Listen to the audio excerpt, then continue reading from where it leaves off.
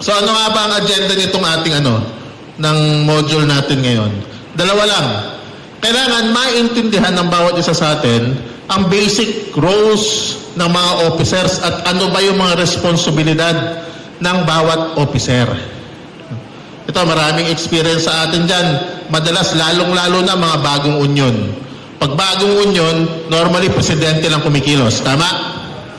Lagi yan, sa pagpanimula pa lang. Pero dahil nga, kailangan natin maintindihan, ano ba yung responsibilidad ng mga in-appoint nating mga officer? At paano sila pakilusin?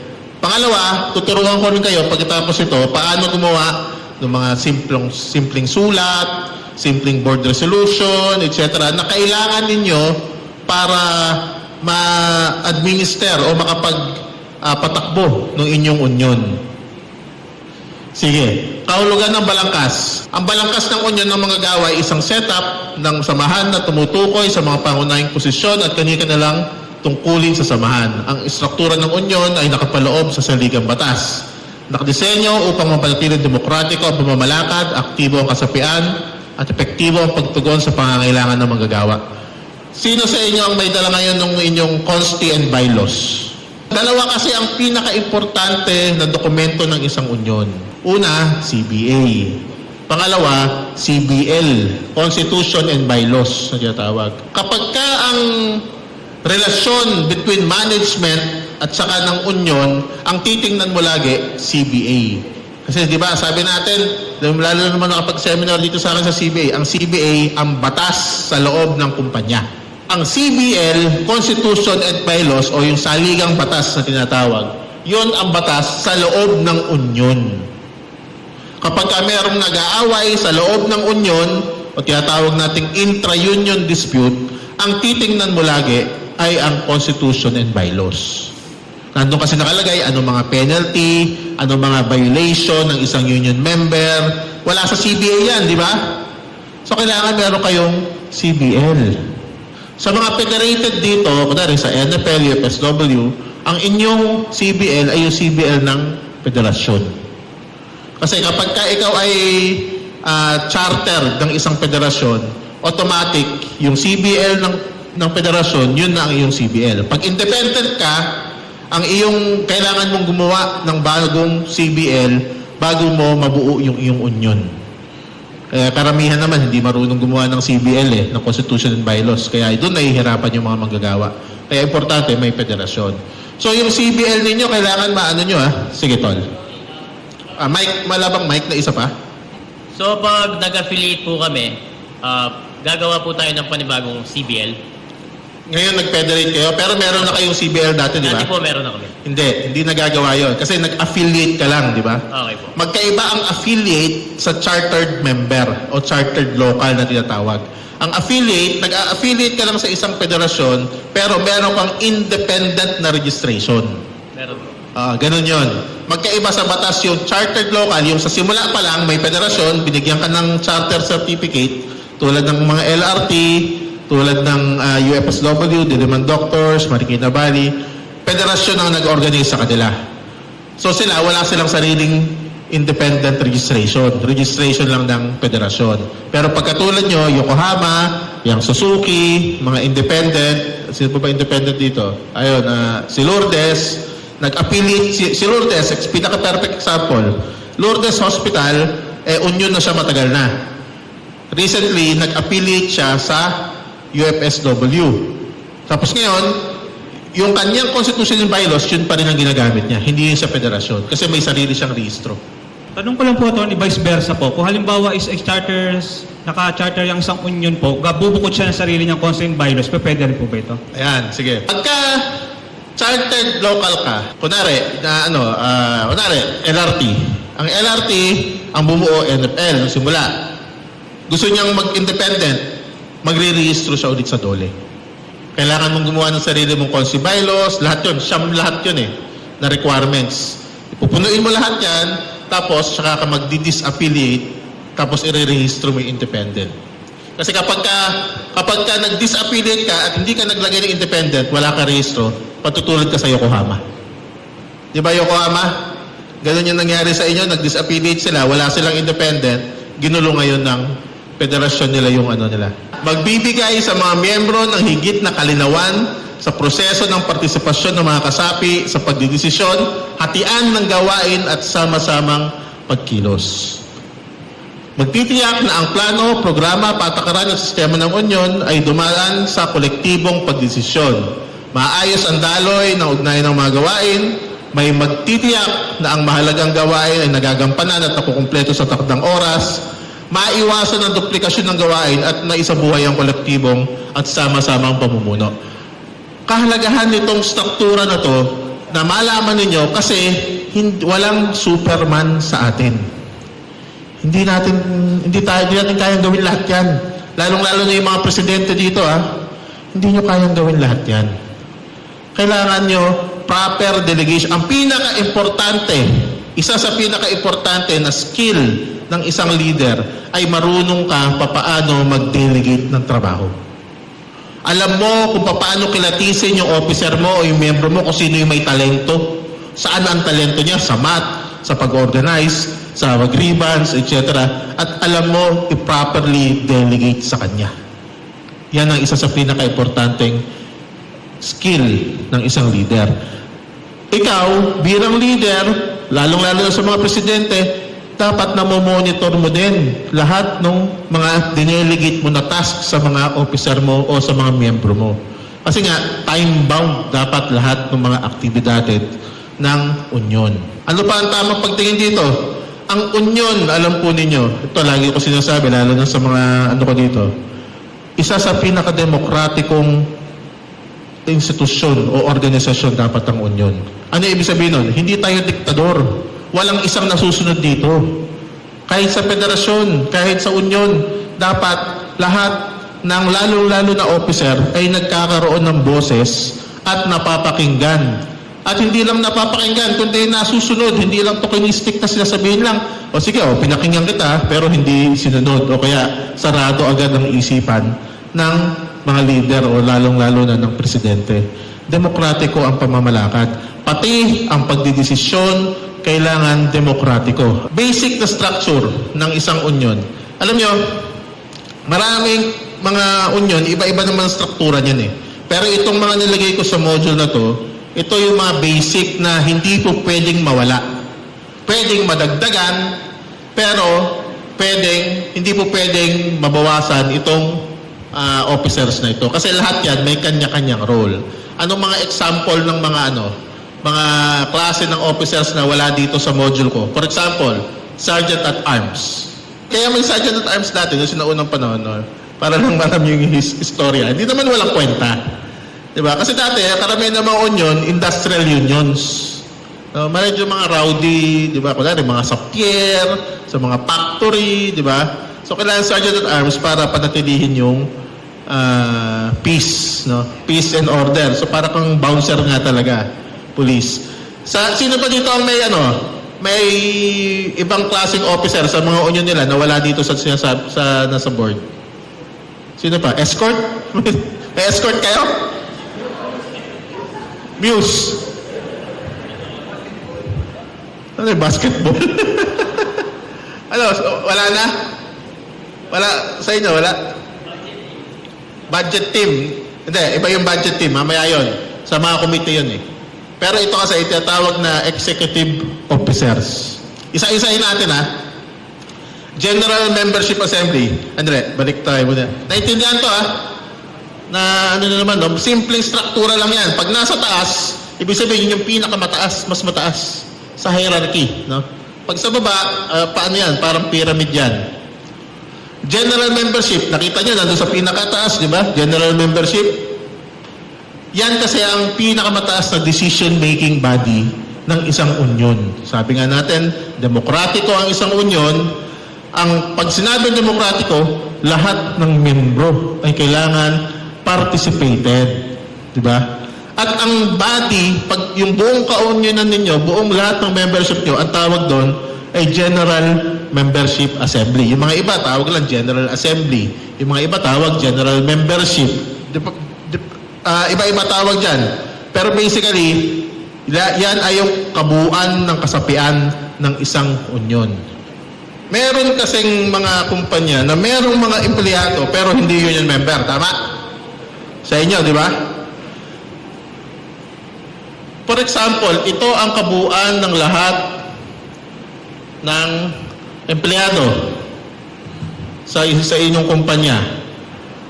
Meron dyan, ang hindi kasama sa union ay, ano unang hindi sinasama sa union?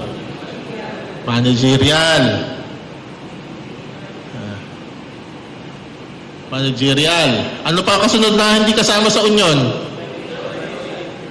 Security guard. Hindi ba yun? Supervisory muna. Supervisory, di ba? Ang types ng empleyado sa labor code, 3 lang. Managerial, supervisory, rank and file. No?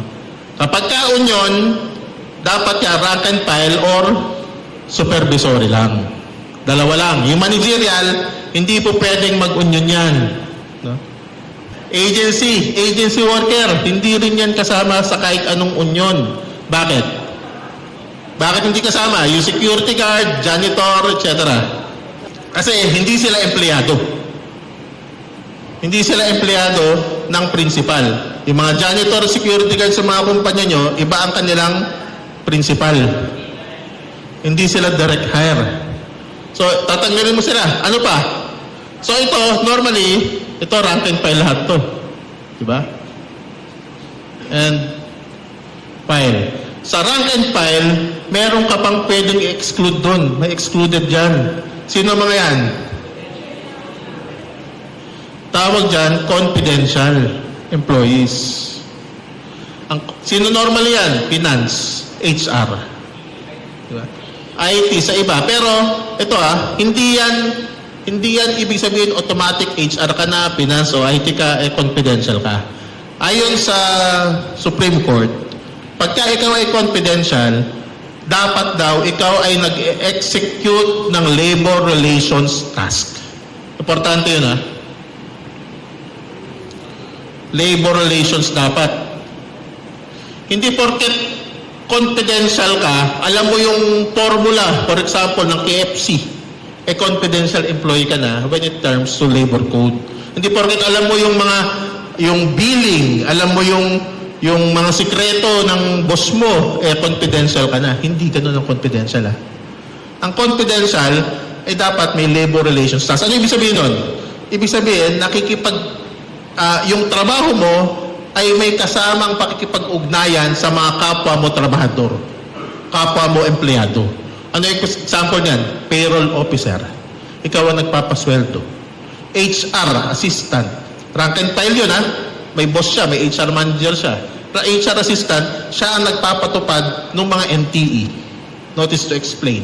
Siya ang nag-aano sa admin hearing. Diba? So, hindi basta-basta. Yung accounting, hindi lahat ng sa accounting ay confidential. Diba? Kapag ikaw ay wala ka sa payroll, hindi ka confidential. Alam mo ang sasabihin ng management sa'yo, alam nyo ang financials ng kumpanya yung kaperahan ng kumpanya. Kaya confidential yan. Tanga, sabihin mo. Hindi yan ganon. Sabi ni Atty. Do, sabi daw ng Supreme Court sa kaso ng San Miguel Corporation versus Court of Appeals, kailangan merong labor relations na ginagawa. Okay? So, itong kabuuan ng rank and file na to, kasi kung naalala ninyo, nung nag-election sa inyo, yung certification election na tinatawag, para malaman kung mag-uunion ba o hindi, di ba? Meron naman mga iba dyan, ayaw sumali sa union. Tama? So, pagka ayaw sumali sa union, ibig sabihin, kung pwede mo silang i-exclude, karapatan ng lahat yan. Kung karapatan mong sumali sa union, karapatan din ng iba na hindi sumali. Kasi example, meron mga iba dyan by religious purposes. Mga Sabadista, Iglesia ni Cristo, kailangan irespeto ang kanilang relihiyon. Pwede silang hindi sumali. So, meron pa naka-exclude dyan na non-union members.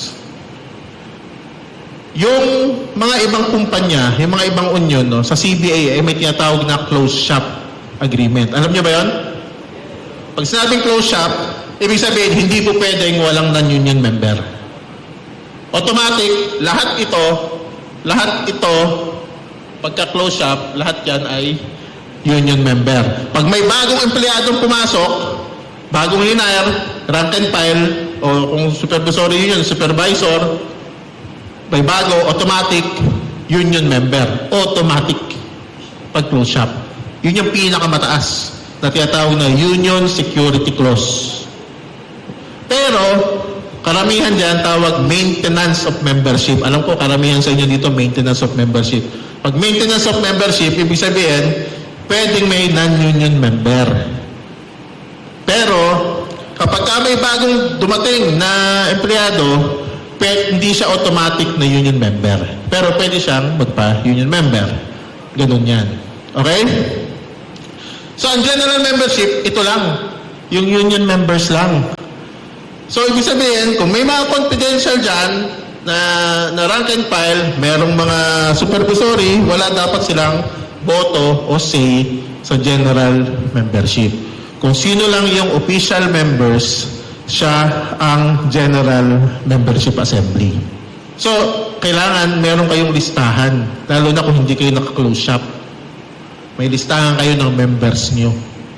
Kasi, pagka nag-General Membership Assembly, kailangan may quorum, meron kayong numero ng ilan ang membro nyo. Sige.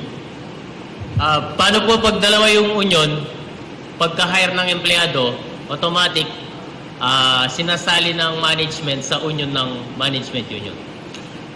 Ang close shop siya. Ang management, wala siyang pakialam dapat. Oo nga po. Kumbaga, ano lang. Pero alam ko, specific kasi sa inyo eh. Sa Yokohama, may kalabang kayong union, management union, di ba, yung Pitogo. Pagpasok na bago, ipapasok nyo doon, di ba? Automatic. Pero in reality, unfair labor practice yun. Kasi hindi pwedeng pakialaman ng management kung saan kayo sasaling club. Kasi parang club lang naman ng union eh, di ba? Pwede bang sabihin ng management, pagpasok mo, o sumali ka ng Rotary, o sumali ka ng Alpha Sigma, o ng kung anong Acro, Alpha Kappa Rho, pwede ba? Hindi, di ba? O hindi ka rin pwedeng sabihin na sumali ng union, ng management.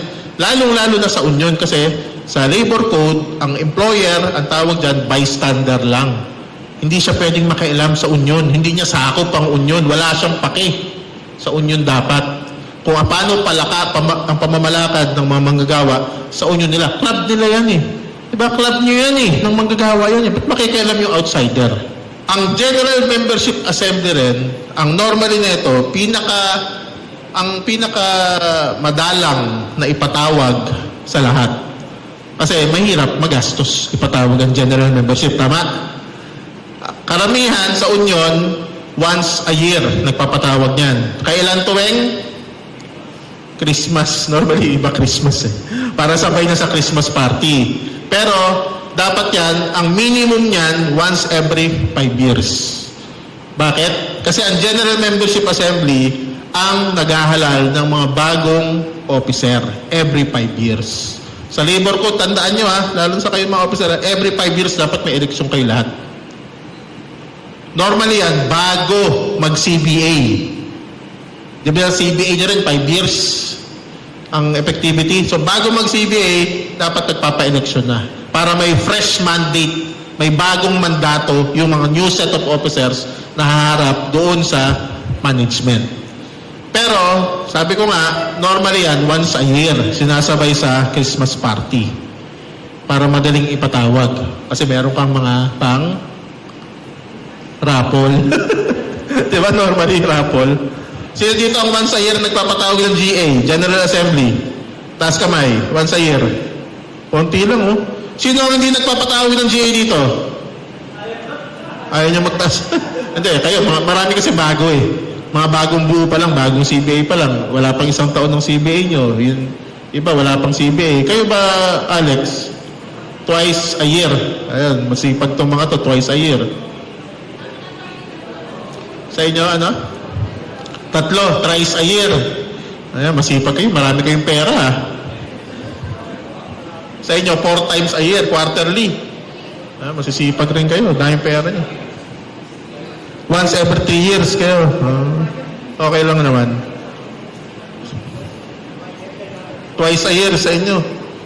Masisipag kayo lahat eh. Malamang every Christmas, nagpapatawag ng GA, di ba? So minsan, samantalahin nyo yung Christmas. Kasi doon yung minsan mahirap maglatag ng mga resolutions eh. Mahirap tipunin yung mga membro eh. So minsan talaga marami kang kailangan pamamaraan. Marami kang resourceful ka dapat kung paano mo mapapatawag mga membro mo. Lalong-lalo na yung mga bagong union. Kunwari, Marikina Valley. Di ba, hirap na hirap kayong patawag? Yung 400 na members nyo. Di ba, Commonwealth. Eh, hirap yan sa simula talaga. Kasi hindi pa nila masyadong... Kailangan yung more education sa members para mas umattend sa mga ganyan. Ano ang mga binubuo nyo sa General Membership Assembly? Annual budget. Kaunang budget.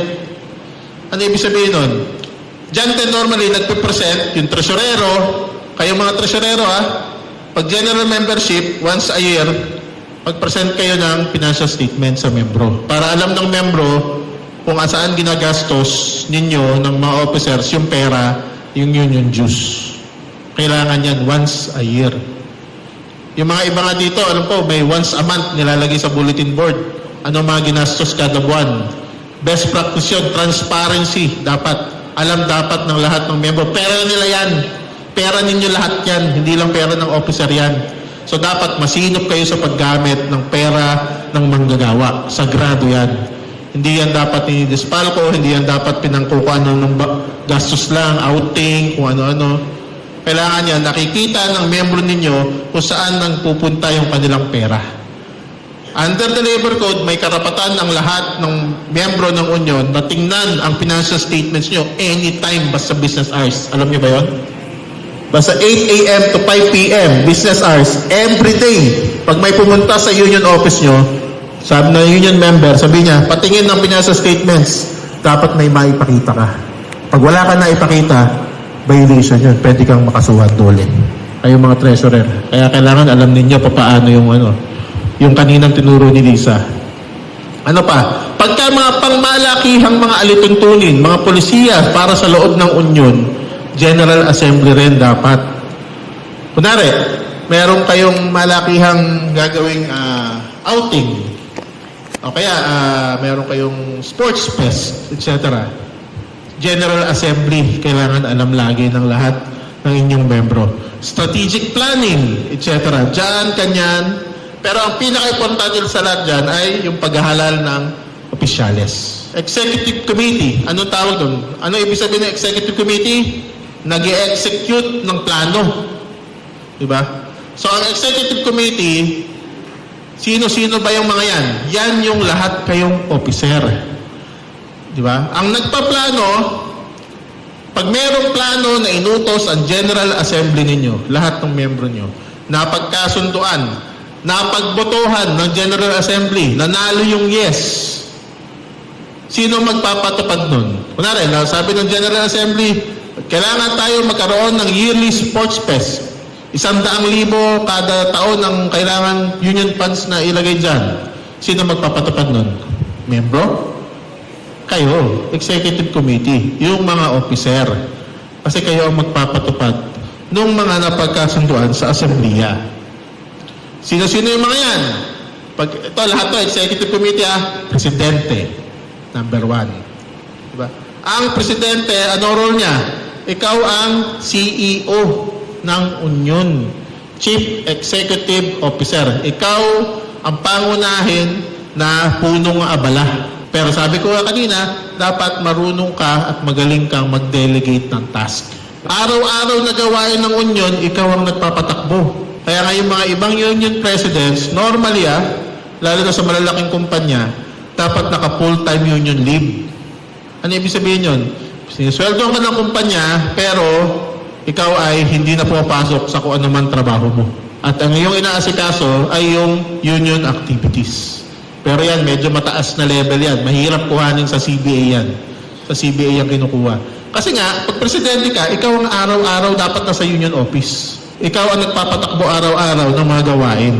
So, isipin mo na lang, pag presidente ka, paano ka presidente ng Pilipinas? Di ba? Para ka si BBM. Meron kang mga sekretary, di ba? Si BBM may mga sekretary, DPWH, DSWD, Department of National Defense. Vice President, So, ang Vice President, normally, ang tawag sa'yo, spare tire. Pagka wala ang Presidente, ikaw ang nagpapatakbo ng Union. Pero hindi ibig sabihin nun na wala kang silbi. Actually, ikaw ang pangalawang pinakamataas na opisyal sa katuwang ka ng Presidente sa pagpapatupad ng mga polisiya at saka mga plano. At normally, ang Vice President, meron niyang hinahawakang komite.